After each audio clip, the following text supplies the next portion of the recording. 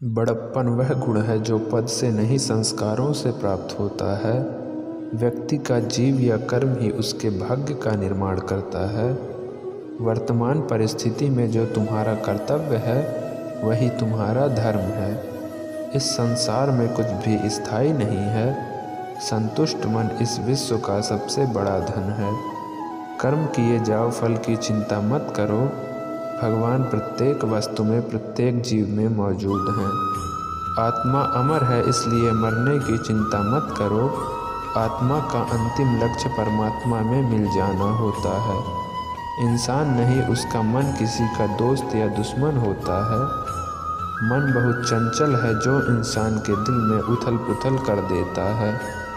जब वे अपने कार्य में आनंद खोज लेते हैं तब वे पूर्णता प्राप्त करते हैं।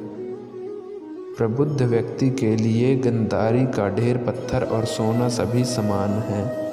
आपके कर्म ही आपकी पहचान है, वरना एक नाम के यहाँ हजारों इंसान हैं। धर्म केवल कर्म से होता है। कर्म के बिना धर्म की कोई परिभाषा ही नहीं है।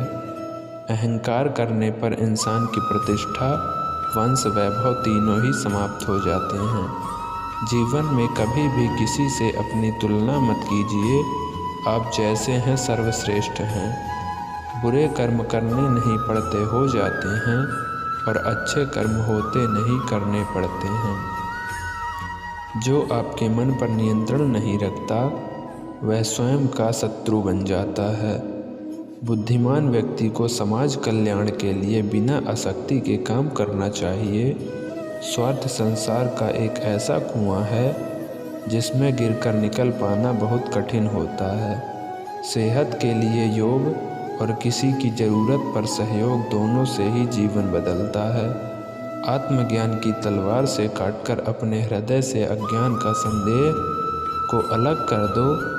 दुष्ट लोग अगर समझाने मात्र से समझ जाते तो यकीन मानो महाभारत कभी नहीं होता। मनुष्य अपने विश्वास से निर्मित होता है। जैसा वो विश्वास करता है वैसा वो बन जाता है। मान अपमान, लाभ हानि, खुश हो जाना या दुखी हो जाना, यह सब मन की शरारत है जिसे तुम अपना समझकर मग्न हो रहे हो। बस यही प्रसन्नता तुम्हारे दुखों का कारण है। उस इंसान का मंजिल से भटक जाना तय है जिसकी संगत में नकारात्मक लोग रहते हैं। प्रेम सदैव माफ़ी मांगना पसंद करता है और अहंकार सदैव माफ़ी सुनना पसंद करता है। सिर्फ दिखावे के लिए अच्छा मत बनो।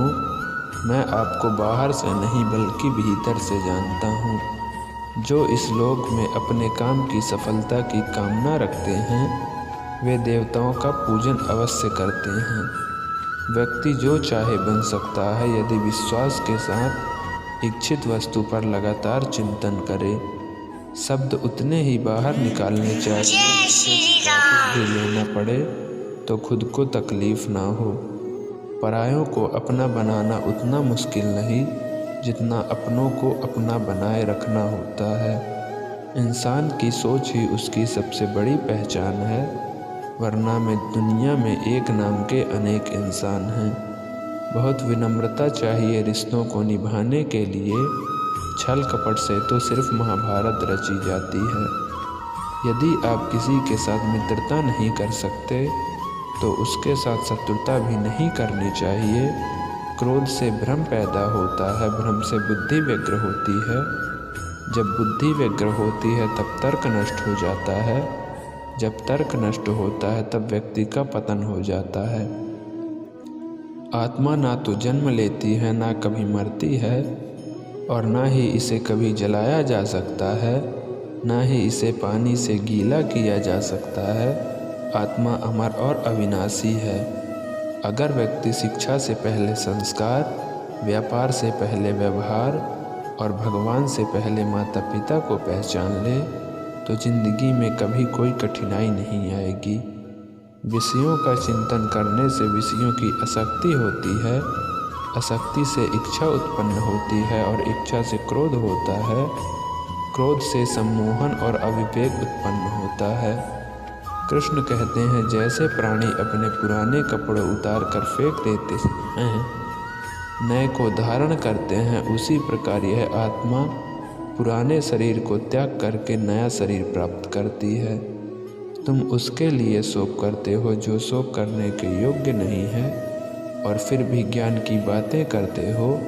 बुद्धिमान व्यक्ति न जीवित और ना ही मृत व्यक्ति के लिए शोक करते हैं।